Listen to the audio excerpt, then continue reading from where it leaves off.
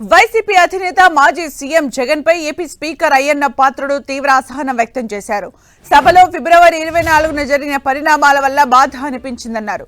YCP ఎమ్మెల్యేలు కాగితాలు చింపి పోడియంపై విసిరారని, ఇది పద్ధతి సంప్రదాయం కాదని అసంతృప్తి వ్యక్తం చేశారు. ఈ సంఘటన సభ్య సమాజం సిగ్గుపడేలా ఉందన్నారు. ముఖ్యమంత్రిగా పనిచేసి పార్టీ అధ్యక్షునిగా పనిచేసిన జగన్ సభ్యత మర్చిపోయి ప్రవర్తించారంటూ మండిపడ్డారు. అసెంబ్లీకి అతిథిగా వచ్చిన గవర్నర్ను అందరూ గౌరవించాలని, కానీ వైసీపీ ఎమ్మెల్యేలు కాగితాలు చింపి విసిరి అవమానించారని ఆగ్రహం వ్యక్తం చేశారు. తమ ఎమ్మెల్యేలను చూస్తూ జగన్ నవ్వుతూ ఇంకా ఎంకరేజ్ చేశారని విమర్శించారు. పక్కనే ఉన్న సీనియర్ నేత బొత్స సత్యనారాయణ కూడా వారికి తోడ్పాటు అందించారన్నారు.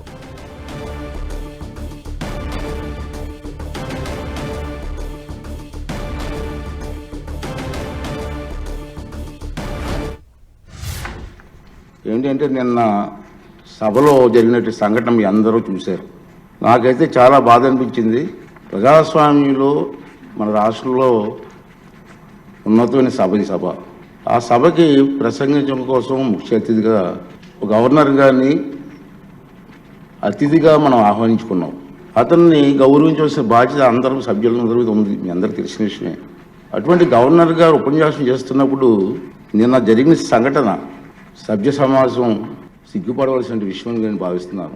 నిన్న జరిగిన సంఘటన మీరు కళ్ళారా చూశారు, మీరు అందరూ కూడా, మీరే కాదు ప్రజలందరూ చూశారు.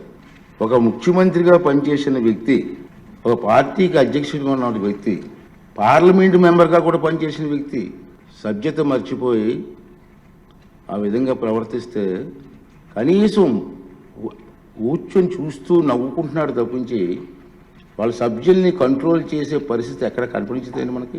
పైగా ఎంకరేజ్ చేస్తాడండి. ఇది సాంప్రదాయం అండి, ఇది సాంప్రదాయం అంటారా? సాంప్రదాయం ఏంటండి?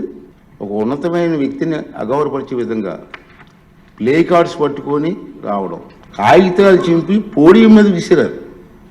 అంటే గవర్నర్ మాట్లాడుతూ ఉంటే గవర్నర్ మీద, ఇది పద్ధతి కాదు. ఈ సాంప్రదాయం అంటాడు. ఏంటి సాంప్రదాయం నాకు అర్థం కాదండి. ఇది పద్ధతి కాదు, ప్రజాస్వామ్యం, ఇది మంచి పద్ధతి కాదు. పైగా అతనికి ఆ ఆలోచన లేకపోయినా పక్కనే ఉన్నటువంటి సీనియర్ మెంబర్ బొత్స సత్యనారాయణ గారికి కూడా ప్రోత్సహించారు. వారైనా ఇది తప్పు అని చెప్పే పరిస్థితి లేదు. ఇటువంటి సంఘటనలు రాబోయే రోజులు జరగకూడదనేది నా తాలూకు ఆలోచన విధానం.